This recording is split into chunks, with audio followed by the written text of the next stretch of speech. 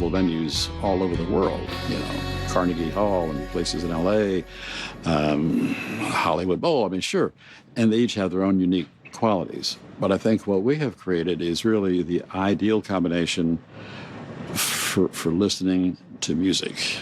When they built the Moody Theater, you knew that they had taken what they had learned from being in more of a soundstage situation to building an actual venue that was made for music to be played in. The way we shoot this show is, I think, unique in broadcast music television.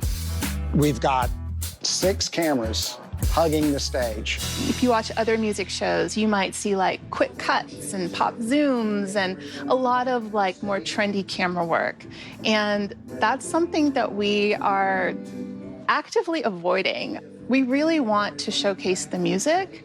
And when there's a guitar solo, we want to show you the guitar solo. You're going to see it. You're going to see it close up, and you're going to see the whole thing. In fact, Gary Clark Jr. told us that he actually learned how to play guitar from watching Stevie Ray Vaughan's Austin City Limits performances. This is the most exciting way to shoot television. It just looks different when the camera is close to talent. The cameras quickly get lost in the crowd, so to speak, or at least the artist don't really pay much attention to the cameras anymore.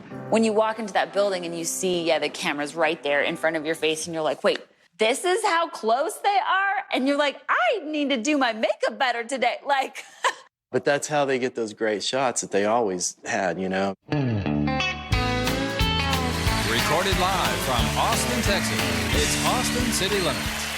Artists are constantly amazed at the reception they get. They kind of, I think, expect a TV audience, and that's not what they get. Thank you. It's good to be back down here in Austin. It's been a while. An artist gets to come here and really perform their entire show that they're touring behind. A lot of thought goes into that, and we give them complete creative control. So they come here, they're able to decide what they want to play, and then after the show, they tell us what they actually want to be in the show. So really, the artist is getting to decide, exactly how they want to be seen and how they want their work to be seen. It's like like I said, you're inside of the speaker itself, or you're inside of an instrument itself. They did a really great job of almost making it sound like an old hall, even though it's a new theater. For me, playing at the Moody is a really great experience, just because it's just such a large venue that really handles the sound well. You know how a lot of large venues, here's a dead spot, here's a dead spot. In the Moody that everybody's getting a really good seat and getting great sound all the time. The sound system in there and the way the room is built is so incredible. You can hear every little nuance, every little inflection. You can hear it all. So when I played there at Austin City Limits, it's one of my favorite gigs because I had been kind of sick beforehand, and my voice was starting to get a little gravelly and a little low, and we played in standard tuning, and I was like, I can't hit some of these notes. How great I feel. This works. Since I've been taking Omega XL, I noticed a huge difference in the way my fingers are. Thank you, Omega XL, for making my days so much more enjoyable. I'm walking again, and it feels so good. I just love Omega XL. I feel like this is a miracle for me in my life. I was in a lot of pain. You don't need to live in pain. Inflammation is controllable, it can be managed, and it's fixable. Give Omega XL a chance. The moment I started using Omega XL, there was such a change and such a difference. I started noticing that I could go up and down the stairs, which I thought that I couldn't do anymore. I'm so relieved to have the Omega XL in my life. Because I'm taking Omega XL, it allows me to live life to the fullest. Omega XL has given me an opportunity to get my life back. Why not try it? It can only help you. Omega XL is for you. Give it a chance. Give it time. It's one of a kind. Call now or go to OmegaXLDirect.com to take advantage of our new offer. When you buy one bottle of Omega XL, get one free. That's 2 bottles for only $39.95. And as a gift, we'll include a bottle of Vitamin XL D3 for whole body health absolutely free with your first order. Know that Omega XL works because it worked for me. Order now to get the new offer, 2 bottles of Omega XL plus Vitamin XL D3 for only $39.95. All right, time to do some selling. That's going towards rent. Oh yeah, that's going towards girls' night. And that's going towards a new bag. Your closet is worth more than you realize. Download the Poshmark app and start cashing it today. When we celebrated our 40th anniversary, and of course that was a big milestone, one of the ideas was to create an Austin City Limits Hall of Fame.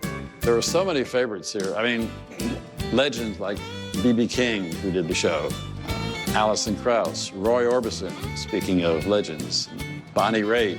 So here we have the twin mountain peaks of bluegrass, Bill Monroe and Ralph Stanley. And what everybody from Nashville always asks me is, how the hell did you get them to shake hands and smile? Obviously, this is Garth, and this is the first time Garth did Austin City Limits. He's appeared on the show twice, and this is back in 1990 when his career was really just beginning to take off. One of the best things he said that night was getting to do Austin City Limits was like getting to play the World Series. So hearing that come out of his mouth was high praise. And Stevie was understated as a person. He wasn't flashy as a person. He was friendly, but shy. I'd call it shy off stage. I got the joy. It's joy. There's an instant in time when you get a glimpse of who he is. This is one of his best facets of the jewel that he was. Merle Haggard did the show 7 or 8 times over the years, and he loved coming to do Austin City Limits so much, the experience and capturing his new music and letting his band show off. He actually said that doing Austin City Limits so many times was like a scrapbook of his music. And again, that's a high compliment coming from someone like Merle Haggard. Hello, I'm Johnny Cash. I always say is if they're making a Mount Rushmore of country music, this is what it should be for Johnny Cash right there, that chin up. This is so sweet. It's Johnny and June. Again, the only time that Johnny Cash appeared on our show. This almost looks like they're going to the high school prom or something when they're out on stage, beaming and holding hands. We had them in season 12, I believe. And once again, this was my last torn sprocket hole picture. I was waiting for the last picture. And Johnny had the time of his life when he did our show. I remember backstage just before he came on, and he seemed kind of fidgety, and I went over to him to ask if he needed something. And, he kind of brushed me off, and he said, no. He said, I'm just a little nervous because I know this is a real music show, and I want to get it right. Again, Johnny Cash, how many times had he been on TV by then? So it was an amazing show. He did all the classics. He's such a genuinely good person.